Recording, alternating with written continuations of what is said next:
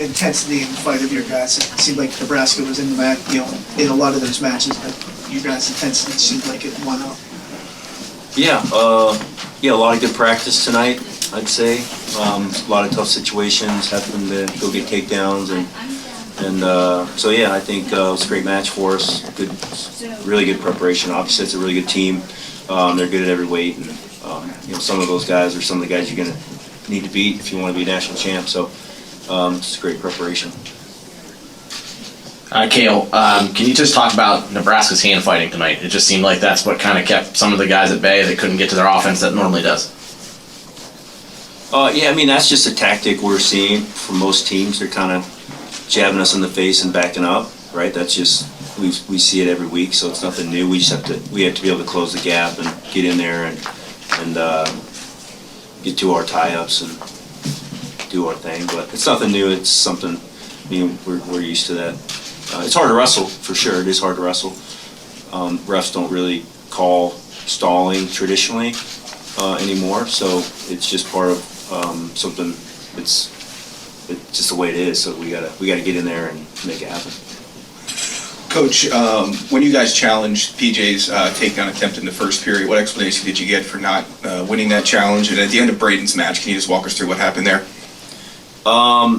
Yeah, that was my call, throwing the brick. I mean, probably shouldn't have thrown the brick. It was close, but now they give them a little bit of reaction time, where a couple years ago there was no reaction time, and so I didn't see it on the big screen. It was just close enough that we threw the brick, and then obviously we wish we would have had the brick for later on. I didn't see Braden's situation, but it just sounded like, it's an unfortunate situation.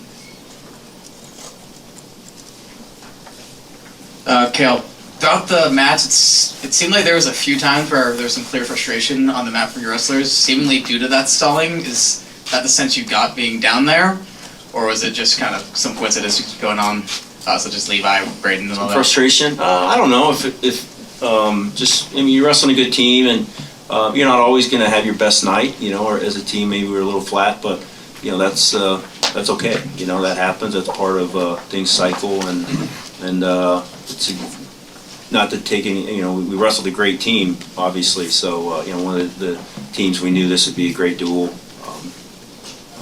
months ago, and I think the guys just had to get tough and battle some really good wrestlers. Luke, for a couple years, Penn State kind of struggled at 125 pounds to get a starter and things like that, and you kind of come in here and kind of solidified for that, and then now you have Marcus Blaze falling behind you here too. So can you talk a little bit about being part of that dynamic duo? I guess you could say 1-2 punch at the beginning of the lineup.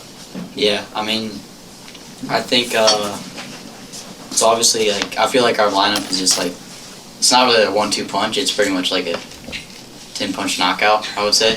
So, but I mean, yeah, just starting off a duel with some high-scoring matches and scoring as many team points as I can too, is really fun and kind of gets the fans more engaged in the matches. I feel like a lot of times duels may start off slow and then they kind of pick up the pace, but I feel like a lot of our duels, they just start off if you're not here early, then you're gonna miss something, and I think that's pretty cool. So.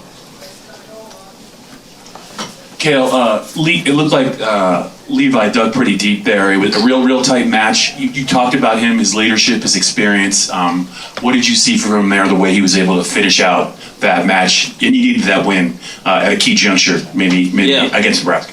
Yeah, obviously he's wrestling one of the top guys in the country, so so that's the case. But losing a point in the first round and then giving up the first takedown and just having to kind of relax and just come back and do his thing.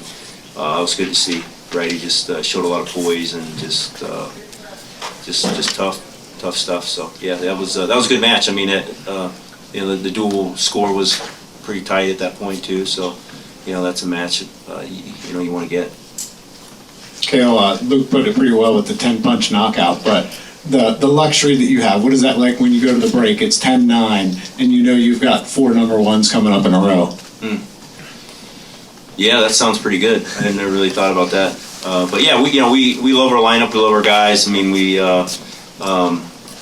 you know, we're just gonna keep getting better every match and be at our best at the end. Coach, Rocco has looked phenomenal. Obviously, he's number one now. But how have you seen him maybe take a step forward as of late? And that's a solid win over a top 10 guy. Yeah, Rocco looked really good against a really tough opponent.